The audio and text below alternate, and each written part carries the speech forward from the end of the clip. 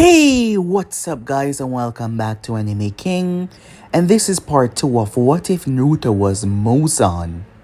Remember to get this one too. 100 like as usual. Share this to all of your friends on your social media platform. And also guys, don't forget to go ahead and check out the other channels. If you're new, yes, I indeed have 4 more channels which I post What If on every single day for you guys to enjoy. All the links will be down in the description, so go ahead and obliterate that red subscribe button and become a part of the Anime King family. And if you want your What If to be done by me, simply go ahead and comment your ideas on the latest posts and I'll jot them down for future use. So without further ado or wasting any more time, how about we jump right into this brand new episode? Let us begin now guys.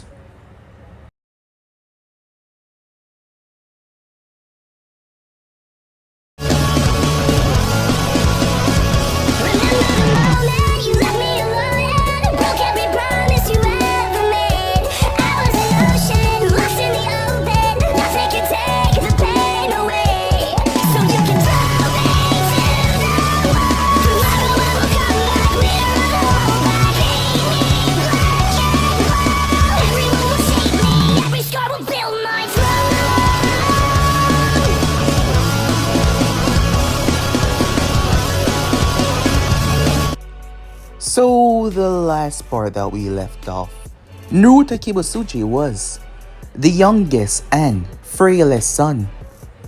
In a long time ago, when the earth was plagued with samurais and survival, because that was not living. But he hailed from a powerful group of people. Lord Hideki and his wife Akane.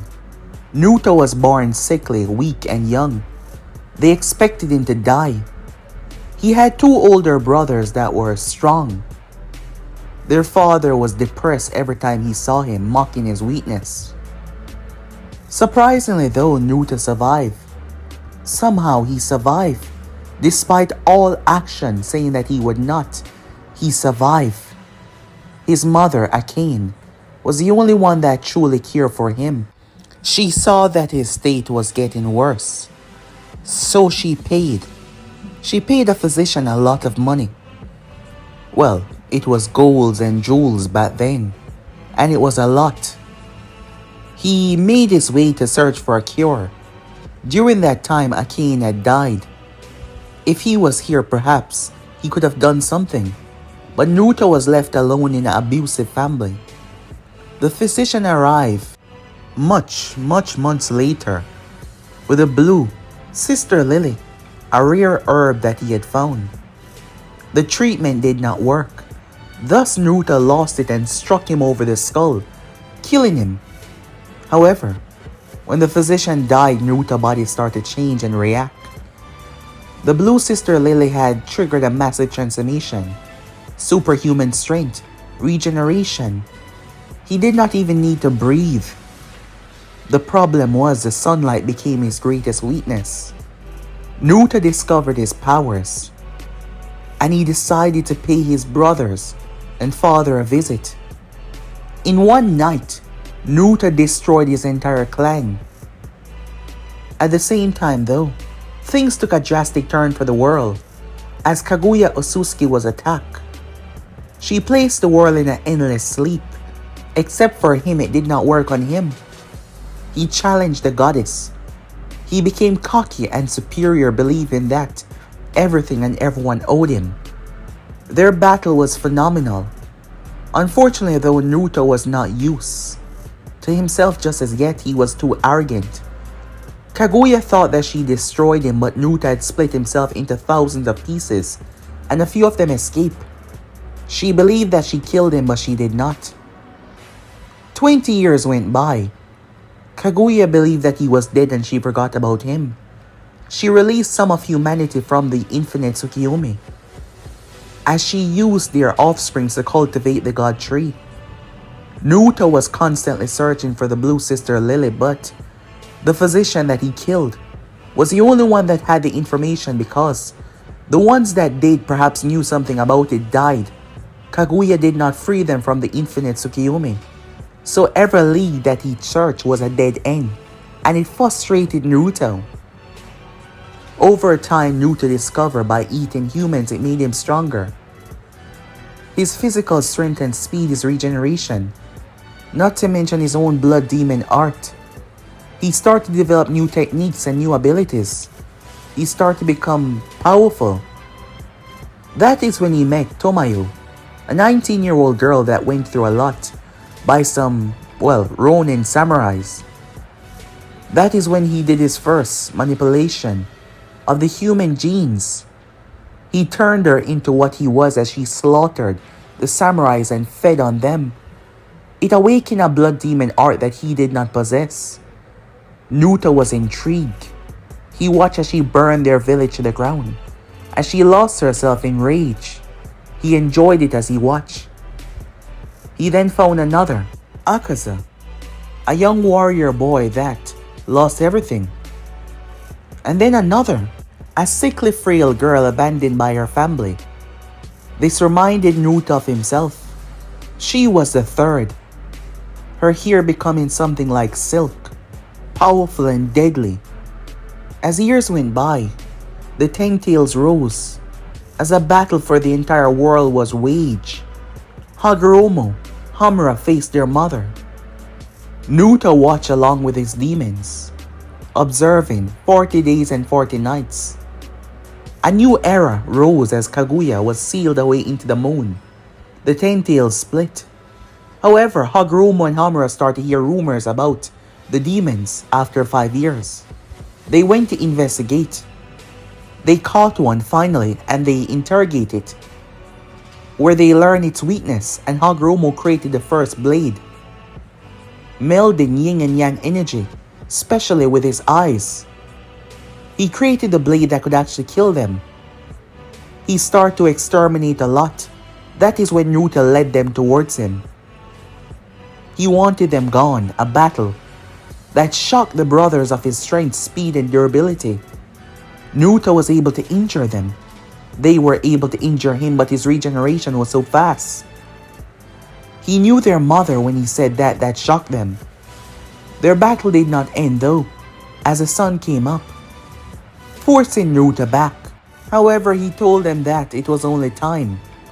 Soon enough they both will die, as both brothers had collapsed, tired, left gravely injured. But they knew now that they had to make sure that the world did not fall to this demon. And they had the way. They had the weapon. So yeah guys, basically as we left off, you guys can switch across and play check it out for yourself. So it's to begin this new episode. In the decades that follow the battle between him and Hagoromo and Hamura, Naruto did not rest.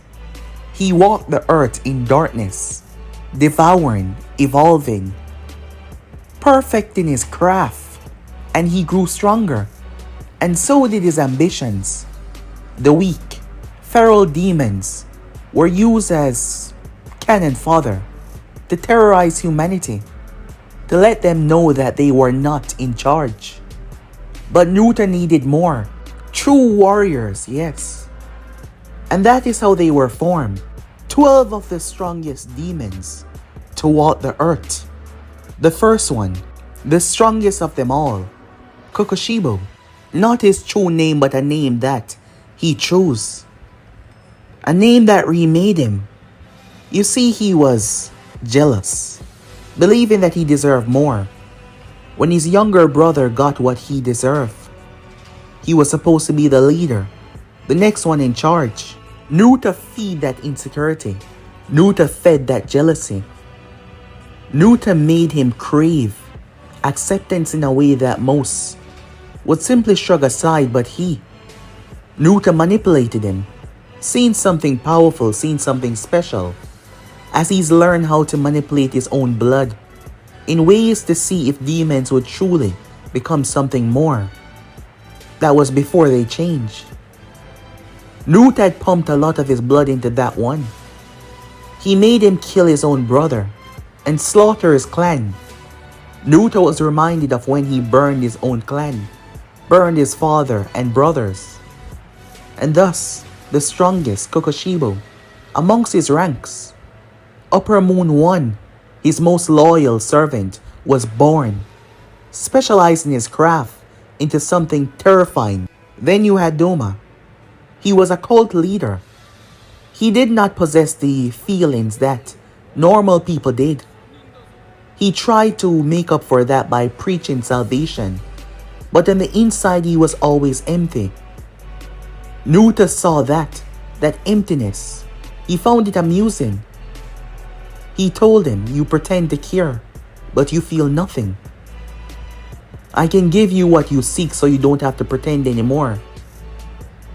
He did not hesitate, wanting to feel something, as Nuta turned him into something terrifying. Number 3 was Akaza. He was one of the first few that Nuta turned. He was always there, his strength growing over time into something special. Then you had Hantegu. He was a coward. He always managed to escape justice. A criminal, a horrible one, doing so much horrific things. Nuta was intrigued by his survival instincts. It was extraordinary, so he turned him as well. Then he found Gyoko. He was a psychopath. He loved to sculpt beauty in death. He slaughtered the entire family, putting their body back together in strange ways. Nuta saw his sculptures as unique. It was a frame of death that could not be changed. He cultivated their stature and their fear perfectly. He was the next to become one of his own. Then he found Yutaro and Daki. They were outcasts who lived within the slums of reality. They protected each other though, the older brother making sure that his sister was well fed and taken care of even if he suffered. Nuta saw their cling to survival worthy as he changed them, allowing them to step out of that mentality into something terrifying. Below them was the lower moons, as dangerous but less refined.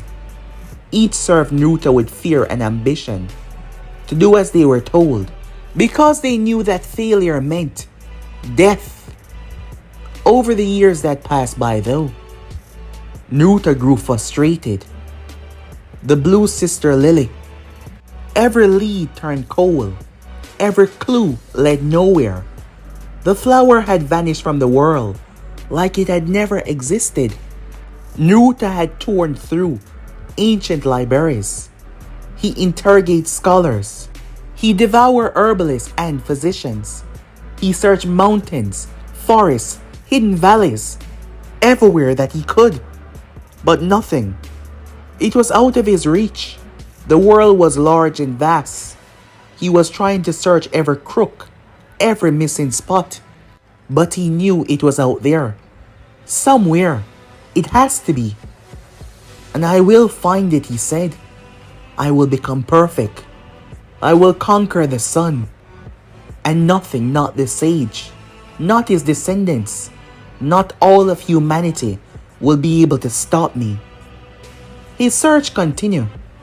As Nuta grew over the time, he granted his upper moons a portion of his blood, allowing them to create demons on their own, spread across the land. "Turn those worthy, build my army, but remember, I am your king. Betray me, and your cells will turn against you." They all bow as they spread through the world, spreading chaos. Villages disappeared overnight. Entire populations were slaughtered. Humanity numbers started to dwindle. The age of man seemed to be becoming less and less. Years passed by as the Sage of Six Paths was affected. Even though he possessed such godly powers, he was affected by age. As his body weakened, time was coming for him just like every other human. As he lay in his deathbed, he felt it. The person stepped inside. bypassing everyone and all of the defenses. Naruto Kibutsuji stood in the shadow of his room. The sage opened one eye. You. Naruto stepped forward, his eyes glowing in the dark. You still cling to life, I see. How? How did you get past my disciples? You mean you're humans? Fragile, mortal, humans like you. Hagoromo coughed. Humanity will never fail. My teaching, they will endure. Well, I will give it to you.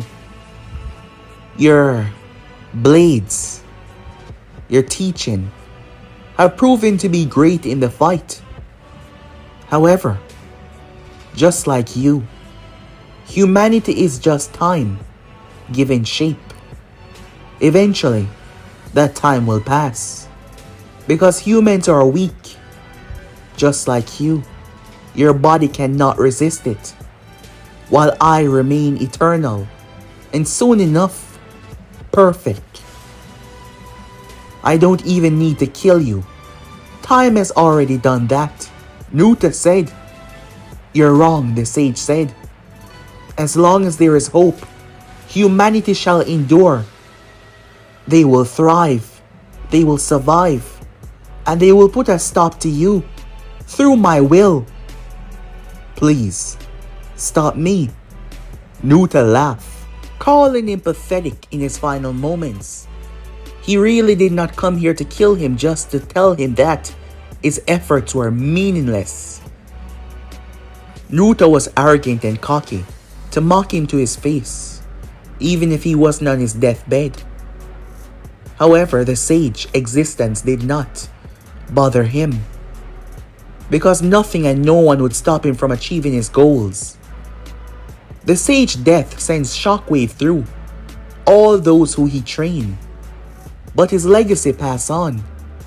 Those weapons, crafted, first created by him, the blades became sacred artifacts, passed down through generations.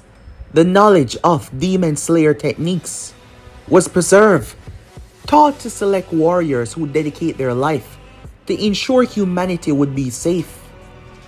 The blades, the creation, they were rare.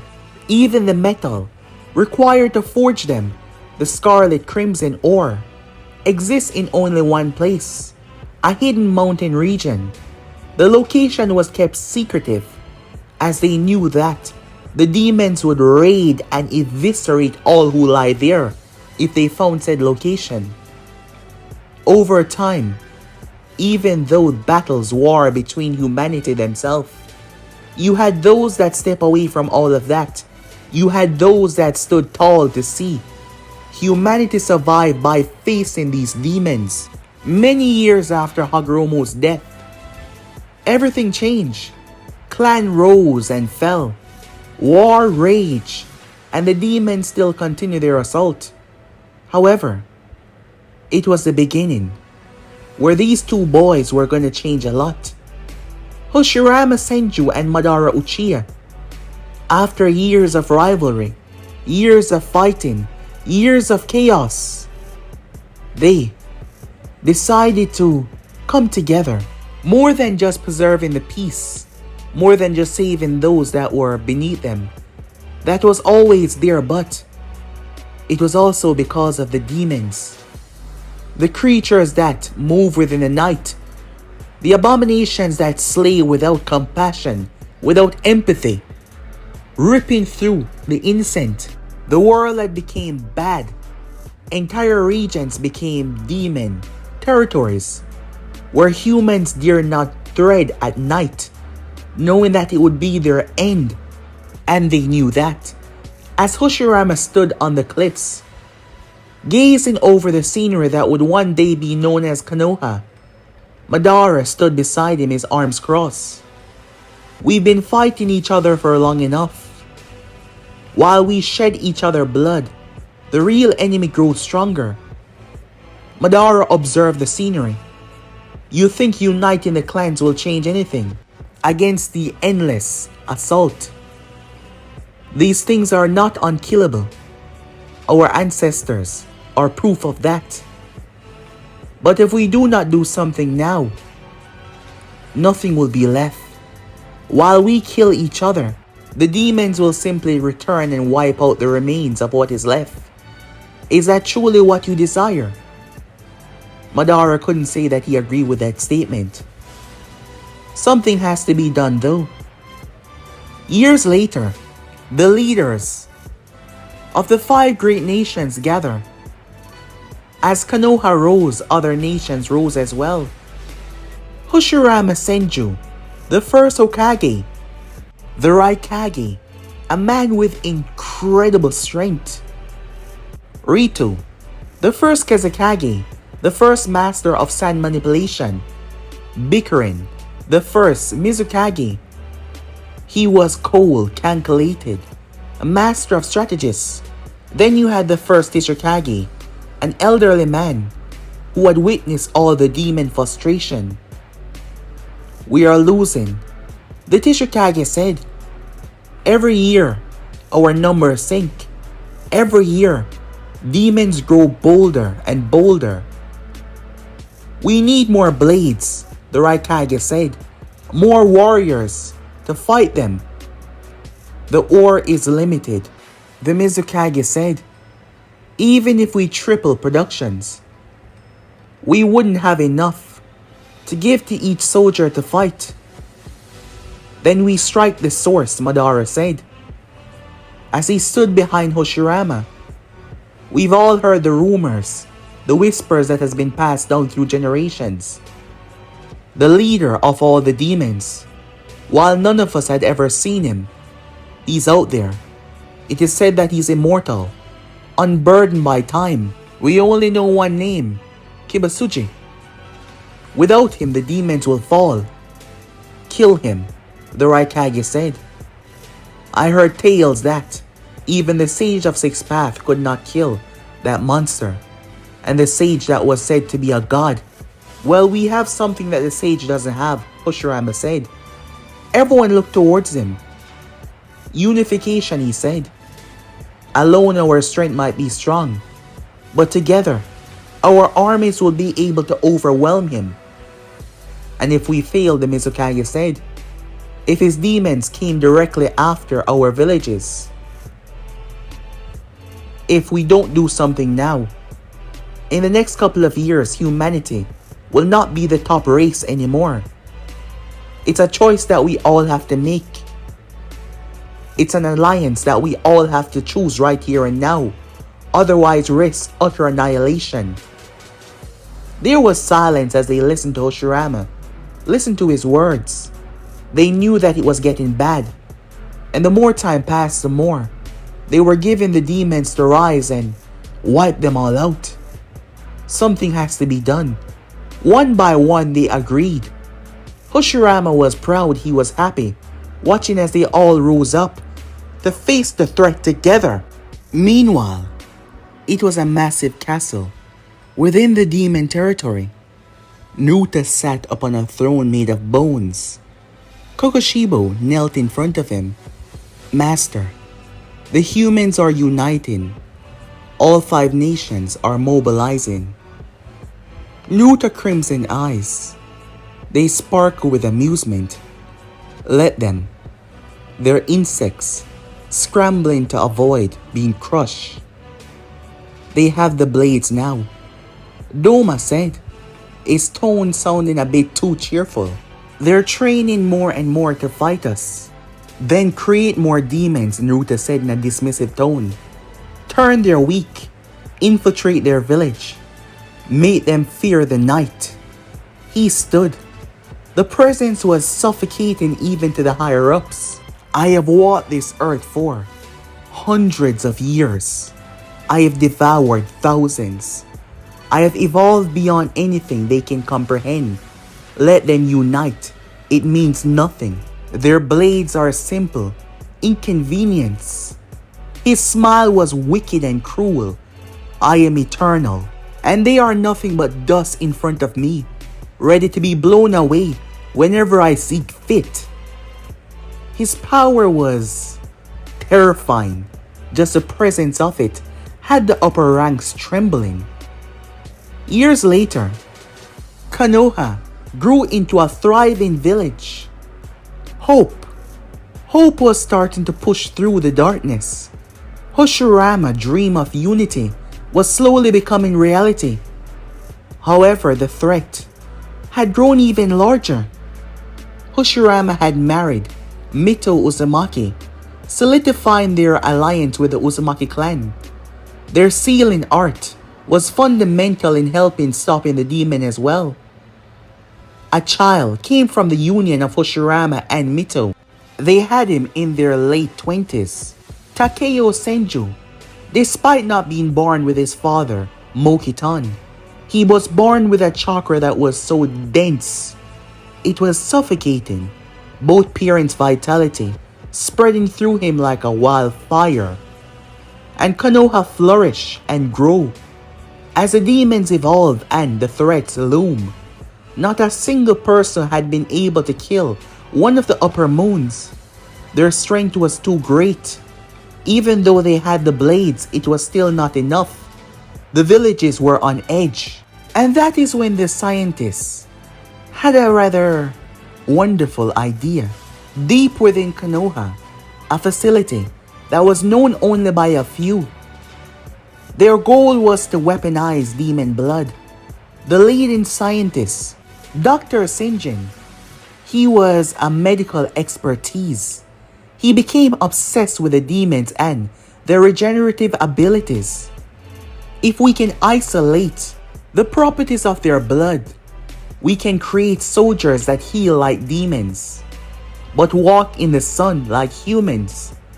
They will be able to topple the upper demons together. He told this to Tobirama. And the rest, Tobirama said, "Hi, the human blood naturally will reject it, and the demon blood was domineering. Thus, the risk was high, and the individual might die. The problem was the way they had to get the blood." However, even Tobirama that was focused on doing whatever it takes to get the job done, he could see the cruelty. The doctor's obsession was pushing his own sanity over the edge with what he desired to do, and it was not the right way. If his brother even knew about this, he would demand that they destroy everything within the vicinity. However, you see, Konoha had something special. Tobirama had spared a little. They did not know exactly if it was truthful, but they had a vial that contained blood. It is said that it was passed down from one of the sons of the sage. It had been isolated and kept within the Senju clan for many years now. Tobirama had brought it to the doctor for examinations, and he confirmed that it was indeed truthful. After all, killing a demon, his entire body would eviscerate. But this blood came from the original, the leader of them all. Unfortunately though, Tobirama would not allow the doctor to go on with his plans. However, the doctor was angry. His obsession had consumed him. He told himself that he was trying to stop years of human death, but a part of him wanted to see the scientific breakthrough. The problem was, the chance of this failing was big, but it was the blood and the chakra. There was only a few people within the village that was this special. The problem was, those people that you were thinking about, well, they would slaughter him. But there was one person though. You see, as time went by, the village was thriving internally while they faced external threats. Everyone had grown. The son of Hoshirama Senju, he found a wife. If the father was so incredibly powerful, his chakra being dense, carried from his own father Hoshirama, he could only imagine how special this child would be. And unlike the others, the woman was 6 months pregnant. She was perfect. The doctor had information and ins and outs due to him being a part of this special team that was allowed access to many places. Her name was Himura. She was sleeping. He waited until her husband was not there. She was awoken to a cloth being pressed on her face, the scent that she drew in. It overtook her and she passed out, ensuring that she would not wake up in the travels. He knew too much, and he'd been planning this for quite some time now. Despite him not being a ninja, he did specialize in certain arts, especially medical ninjutsu. It was perfect. As much as you think that security would be tight, it wasn't really. No one in their right mind would dare to step in the village and go after her. She was carrying the granddaughter of the first Hokage. That was an immediate death sentence. When she woke up, she looked around. Where am I? He stepped out of the shadows, revealing himself. She knew him. Dr. Sinjin, she said, looking at the man with confusion. Lady Himura, he said, I apologize for the unpleasant circumstances, but you will understand what I'm doing is saving humanity. What are you talking about? She said, struggling against her restraints. Let me go! She tried to break free, but she was unable to. The amount of blood that he was able to cultivate, keep together, trying to make it perfect. He stuck it in the syringe. Your child, he said, will be the next greatest weapon. The weapon to win against a demon army. Her eyes went wide. No, you can't. Please, she begged him. But the look in his eyes, there was no remorse, no holding back. Because in his mind, he believed he was doing what was best for humanity. Stop! Please don't do this! Don't hurt my baby, she screamed. Forgive me, he said, but this is for the greater good. As he injected the serum into her stomach, precisely and perfect. The effects were immediate and catastrophic. Her body shook violently. Red veins spreading from the point of impact. She twists and turns and turns and twists. Her body trembled. Froth seemed to leak from her mouth. No! She screamed as she sobbed. The pain overwhelming. The inside, everything was changing. Her body convulsed, her heartbeat increased to the point that it shouldn't reach. The fact that she was alive was, well, the blood inside of her, it was healing her. Her body then went limp. He rushed over, fear in his eyes. No, no, no, no, no. Not fear for her death, but fear for his own failure. Damn it, he shouted. He checked on the fetus. He placed his hand, medical ninjutsu. It started to glow. And then he heard it. The heartbeat. Her heart restart. He pulled back, watching, observing at his work. He had enough time to do as he pleased. He knew sooner or later he would be caught, but he did what was necessary. When the Anvus finally found him, he was restrained immediately. He stood in front of Tobirama. The look in Tobirama's eyes, that dreadful look like he wanted to slaughter him. Even someone as compassionate, kind as Hoshirama was angry. However, Hoshirama was angry at them both for Tobirama even to consider something like this. And he let it be known. After which though, the fate of the doctor was left in the hand of Tobirama. He was the one working with him with this. There was no hesitation. There was no trial. Execution. For what he did, breaking their rules, stepping out of line. Execution. That was it. And no one could say anything about it. The son of Hoshirama returned, desperate and afraid, after hearing there was a problem. But his wife was alive though. But the child, other medics, the fetus was alive, healthy. The demon cells did not attack, they merge. The process would have killed anyone else. But this child was special. Yes, very special. There was some sort of collaboration, forming a hybrid. Immediately, it was quiet. The fear of the realization shook all of them. They did not know what to do. They did not know what to say. What does this mean? Will their baby girl feed on humans? It was a terrifying thought. As the time went by, Himura feared the day that their daughter was brought into the world. For their daughter's safety, the labor was agonizing, much more intense than most. And it was not good for Himura. As the daughter was brought into the world, it was like the entire life force coursing through her mother's body was dragged out with her. They tried their best, even Hoshirama, but they could not stop it.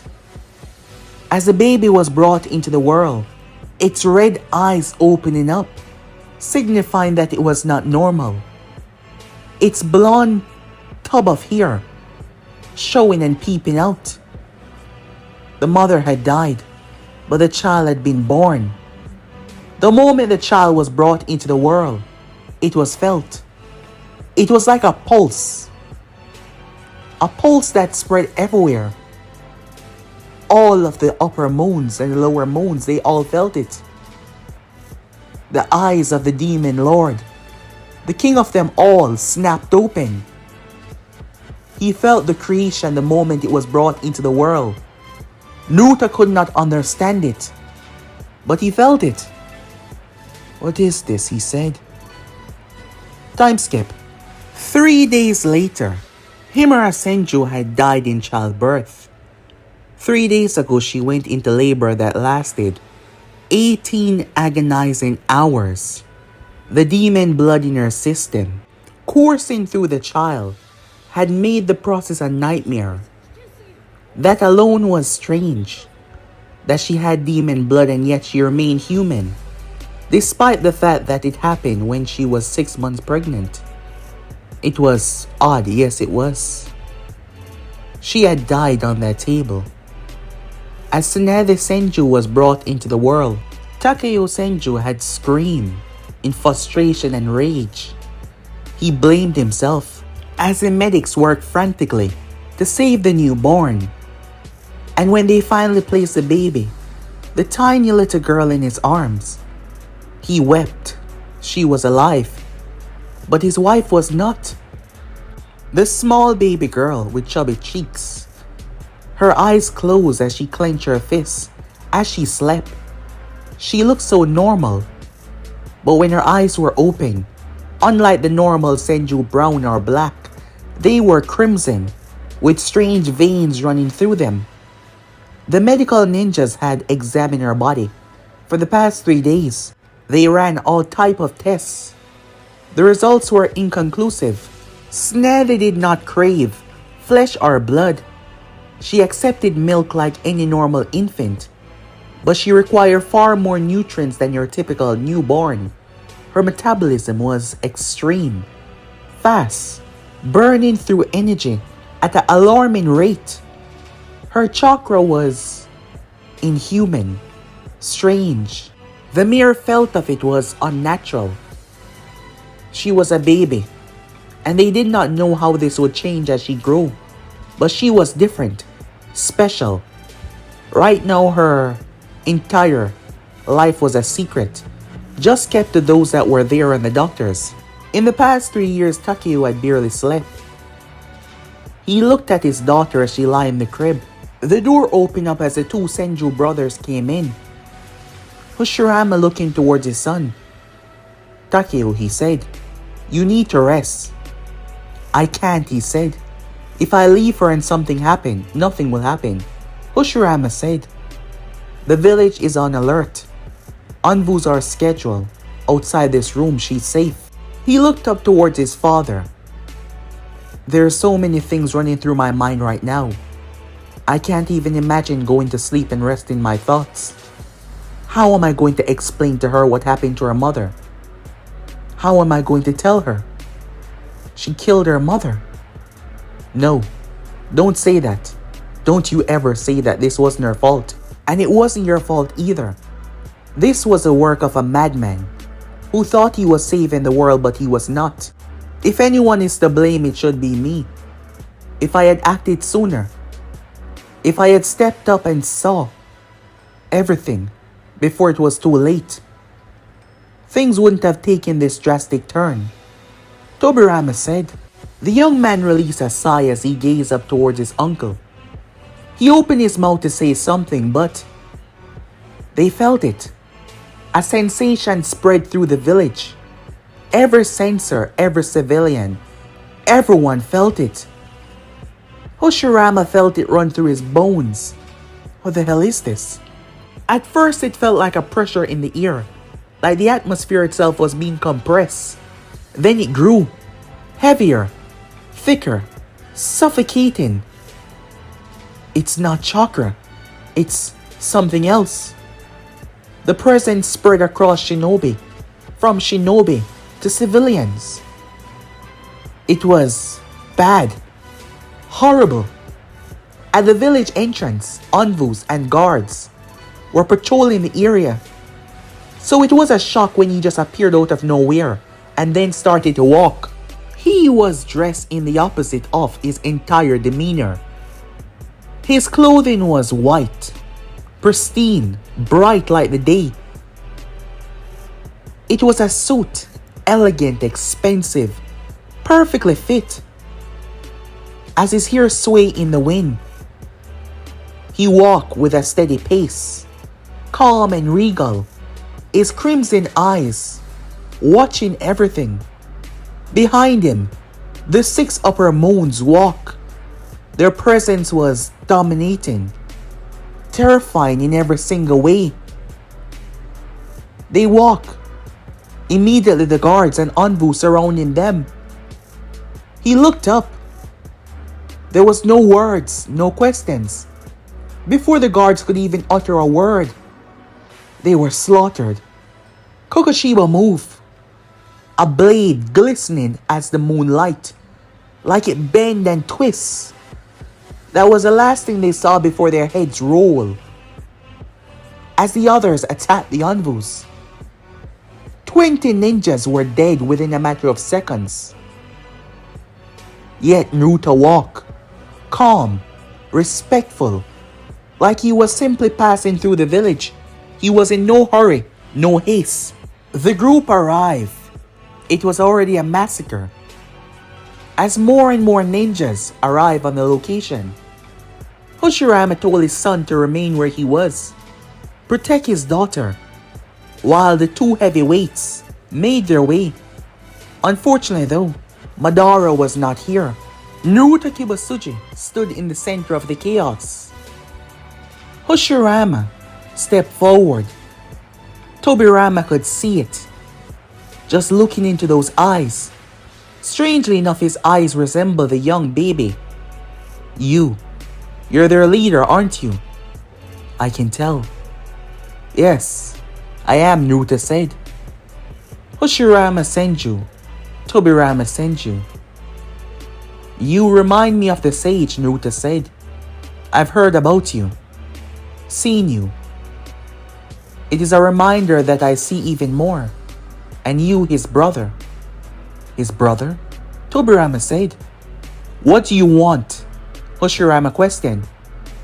I can sense it. What you have created, he said, taking a step forward. A child, infused with my blood. How? Tobirama said, trying to understand. I'm connected through every demon in existence. Every drop of my blood calls to me. And 3 days ago, something was brought into this world without my permission. Something that carried my blood on a deeper level that does not represent itself as a normal demon. Tell me, where is the child? The ground cracked as Hoshirama's power seemed to rise. I would rather die than hand her over to you. Tobirama, his chakras start to flare as well. The 2 monsters getting ready to fight. You can't have her. And today, we put an end to your threat once and for all. Naruto smiled. How nostalgic. Just like what the sage and his brother said so long ago. But they fail, just like you will. I am eternal while you are mere children, standing in front of something you don't understand. Well, you won't get her, Hoshirama said. Because while you're eternal, today we put a stop to your eternity. Hoshirama went through hand sign. Hoshirama knew that they could not fight here. Massive trees erupted to cause blockage and distance between themselves and the ninjas. So the demons could not just slaughter them. But Naruto did not move though as the trees came towards him. Kokushiba moved and the dark energy spread through and sliced the trees apart. His immaculate eyes watching as the first Hokage went through hand signs once again. The second doing the same. The water surged. It exploded. Kokushiba leaped into the sky. However, Tobirama jumped away. He almost lost his head as Doma attacked out of nowhere. How rude. At least see if you can take my attack first and then dodge the second one. Then again, most people die from the first. They seem to be amused despite stepping into one of the strongest villages in the entire elemental nation. But Naruto did not care about them as he turned his gaze and vanished. The child, Hoshirama said, he's going after Tsunade. He moved but Kokushibo blocked his path. Your opponent is me. Move, Tobirama said, running through hand sign and clashing with Kokushibo. A sword made from water. He gave Hoshirama the opportunity as other ninjas moved through. Naruto was the greatest threat here. If they kill him, they could stop this once and for all. Hoshirama made his way, recovering one of the blades he had to as he moved as fast as humanly possible. Meanwhile, Tobirama drew the fire, using the flying Raijin to move them back as he started to coordinate the attack to try to force the demons back. But most of them already split up. There was only two right here. They had to bring them together. Meanwhile, Takeo stood in the center of the room. Tsunade was cradled in his arms, protectively and secured. The door and the walls, everything was sealed. He sat there, holding her, as she seemed to be waking up. Suddenly, boom! The seals, everything, the wall exploded. A violent shower of dirt, earth, and wooden splinters. Takeo covered Tsunade as she started to wake up. He placed her in the crib and drew for a weapon. He took the sword off the wall and pointed towards Naruto. Brave, but foolish, Naruto said as Takeo swung.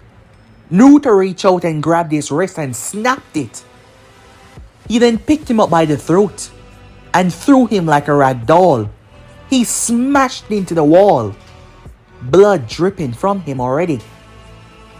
Naruto walked towards the crib. He looked down, his crimson eyes looking towards her. Slowly he reached and picked her in his arms. So small, so frail, and yet his hands started to burn. Naruto's eyes widened as he saw the blisters on his skin from touching the child. And then it shifted. His blood, demon blood inside of her, reacted to hers in a way that was... He reached out to take the child, but something was wrong. He could not. Not physically, but to completely absorb her. To understand her makeup, but he couldn't. Somehow her blood was resisting his. Her biology was too unique, too complex. Her human cells and demon cells exist in perfect equilibrium, creating something entirely new. Also, the sun did not affect her. Naruto smiled. A true smile. Not yet, he said. You're not ready yet. He tilted his head studying her. But you are, and you will be magnificent, he said. He pricked her finger, drawing her blood, as he stored it in a vial. This might be exactly what I've been searching for. It seems these humans were useful for something, after all. Naruto ducked, dodging a swipe that almost took his head off. He placed the baby down and spun. Hoshirama created a wood wall in front of him. Naruto's fist broke through it as Hoshirama jumped, grabbing Tsunade out of the crib, moving and grabbing his son. His speed was truly great. Impressive, said Naruto. For a human, I'll give you that. Humanity has come a long way. I thought after the era of the sage, humanity's strength would decline drastically, but people like you exist. I will give you that. But comparing you and I is like comparing a small valley to the ocean, Naruto said. He looked towards him. I could kill you all, right here and now. I could slaughter every human, child, woman in this village, every man. I could take this place and turn it into a graveyard. But I won't.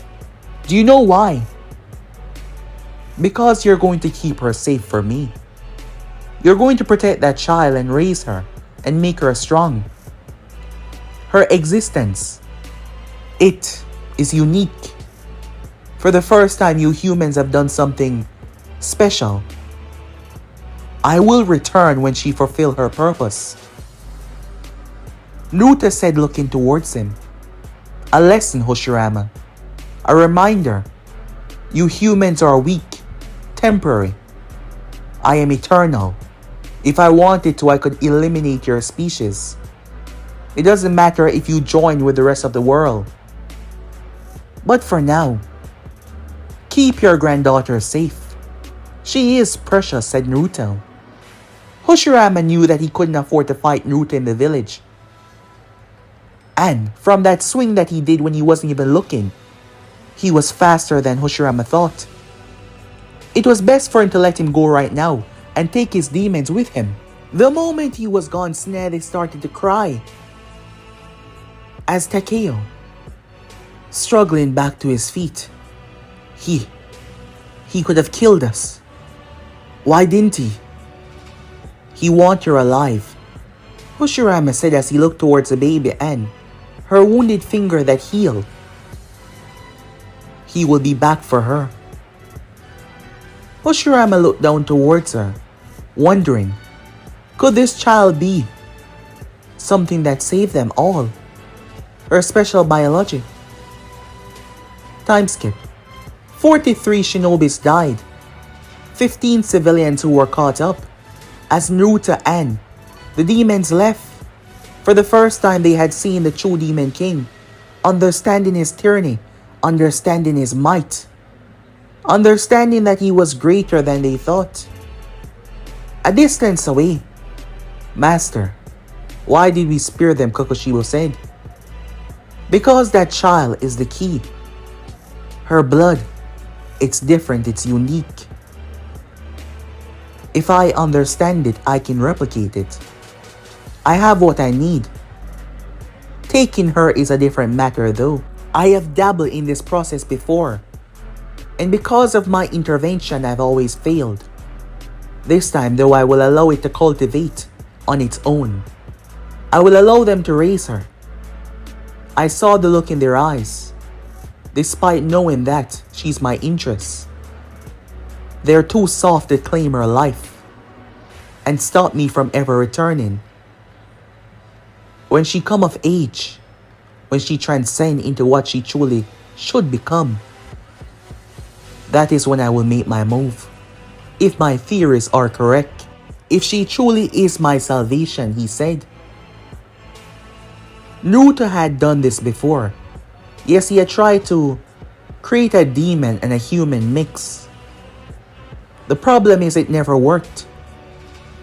And his interference was a big part of that. However, he was leaving out a key factor. It was the mixture of Senju and Uzumaki blood. That is what he did not know. He could have taken her right there and then. But he knew that they would not kill her. Yes, he knew that they would not kill her. They would perhaps raise her to use as a weapon against him, if they were smart enough. But Naruto did not care about the lesser demons. She could kill as much of them as she desired. This would further give him the understanding of how special she is. Not to mention, him and the child was bonded in a way that none of the others could understand. She was truly indeed special. Away from the village watching was another creature, Black Zetsu. Black Zetsu had been, well, he had been against it. Madara Uchiha. He wanted to manipulate him, to lure him back to the dark side. Planted seeds of doubt. The problem was unification. Even now Madara was representing Konoha as a beacon of power and trust. Hoshirama had purposely agreed to this because he wanted Madara to be more a part of the village to show unity between the Uchihas and everyone else. Because Tobirama had his own fears of Madara and his darkness inside of him. So Hoshirama had agreed to this, but Zetsu couldn't find the opening that he was looking for. Not to mention with all of these demons running around. He had memories from his mother. His mother believed that she had killed the Demon King, but for the first time, he walked the earth and stepped in front of the human race, showing that he wasn't afraid to walk directly into Konoha, showing that he was indeed powerful, that he was special, that he was something terrifying. Zetsu though had to get to work. He couldn't allow this to continue. He couldn't allow the unification to stay as it is. Something must be done, otherwise he would fail. Time skip. 6 years later, the wooden sword swing through the air as a small frame of Tsunade Senju moved through the air as well. Her trainer, good. The voice of Madara Uchiha said, "But your movements are too predictable. I can see your strikes before you even make them." She grit her teeth, her crimson eyes flashing as she moved. This wasn't normal though, because she wasn't a normal child. Madara blocked her strike. "Better. Your footwork is improving," he said. As he pushed her back, she flipped. She was strong, she was fast, she was incredible. She wasn't a normal child, and it shows. Clashing with one of the most fearsome men in the entire world. Then again, she wasn't winning. "You fought well today," he said at the end of their session, his hand helping her to her feet. "But I didn't hit you. I wasn't even close." "Yes, you weren't, but you are 6 years old. And you're at least 2 times faster than any genin. And 2 times stronger as well." "But I'm supposed to be special. Everyone says so.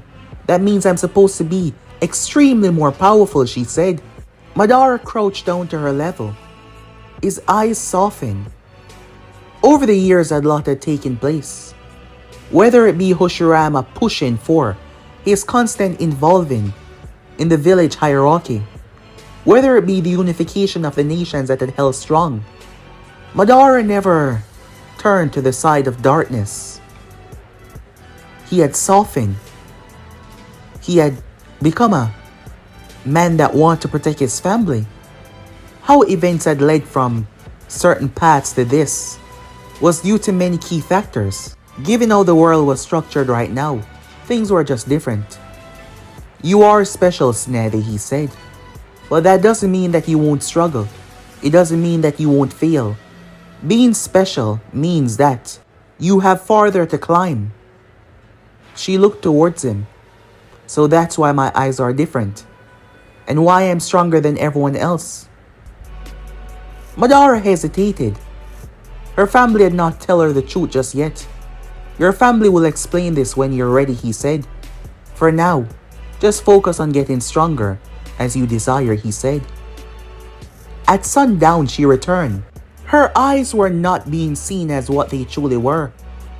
Hoshirama Tobirama, and they all had made the decision to keep her hidden, knowing that the world would be against her very existence.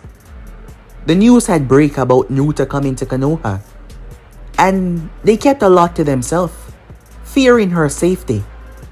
They knew the world would be against her. Thus, she wears special sealing contacts that kept her eyes hidden away. As she returned to her father, and her grandmother as well. Her Gigi wasn't here at the moment, the one who spoiled her rotten, Hoshirama Senju. When he finally returned as everyone sat down for dinner, he smiled towards her. "There's my little warrior," he said. "Grandpa," she said, "I almost hit Uncle Madara today." "Almost." He tossed her here. "You're getting stronger every day," he said. He greeted his wife as they sat down to have a family meal. For a moment, everything felt normal in these peaceful times. Everything was okay. Yes, they were. However, Takeo spoke up. "Your examination will be tomorrow, Sneddy," he said. "But I feel fine. I'm stronger than the other kids. Why do I need to be checked upon so much time?" "Sneddy," Mito said, "being different doesn't mean that there's something wrong with you. It means that you need extra care." "But why?" she said. "Is it because of my eyes? Are they unique? Are they special somehow?" They did not tell her the truth. It was always the same. She wasn't ready for it just yet. Unlike the other kids, she had multiple checkups. She's been at the hospital, medical experts so many times, but she never knew the truth. They told her they will tell her when she was ready, that it was for her own good. That night she lay in her bed. Her father had Whittle, a wooden tiger, for her. She slept with it on her pillow. As she slept, she woke up to darkness. No sky, no reflection, nothing. But she heard something. "Hello? Is anyone there? Come to me." "Hello? Where are you?" she said. "Come to me." The voice kept on calling out as she walked. Closer. Closer. She saw a man sitting on a throne, his eyes the same as her real eyes. Suddenly, he moved, and he stood in front of her. Their eyes connected for a moment as she screamed. The door burst open as her father rushed in. "Sneddy," he said. He moved towards her in an instant. She was taking deep breaths. It felt so real. "It's okay. It was just a bad dream," he said, hugging her tightly. That man, his eyes looked just like mine. Her father stiffened in her embrace. What did you just say?" "I saw a man in my dream. His eyes were just like mine." The look on his face. What's wrong?" Far away, the crimson eyes glow in the dark as he smiled. But guys, be and subscribe right here. If you want to see the next part, you already know what to do. Like, subscribe, comment down below, and turn on that bell notification to stay posted. But I'm out for now. See you guys soon. Peace.